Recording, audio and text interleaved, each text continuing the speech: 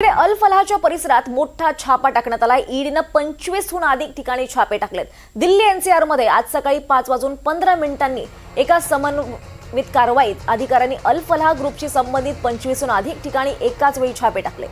ही कारवाई आर्थिक अनियमितता, शेल कंपन्यांचा वापर, फसवे व्यवहार आणि या गटाशी संबंधित मनी लॉन्ड्रिंगच्या चौकशीचा एक भाग आहे। सूत्रांच्या माहितीनुसार अल फलाह ट्रस्ट आणि अनेक संबंधित संस्थांच्या भूमिकेची चौकशी केली जाते आहे। तपास संस्थांनी गटाच्या वित्त आणि प्रशासनात सहभागी असलेल्या प्रमुख व्यक्तींपर्यंत देखील पोहोचले।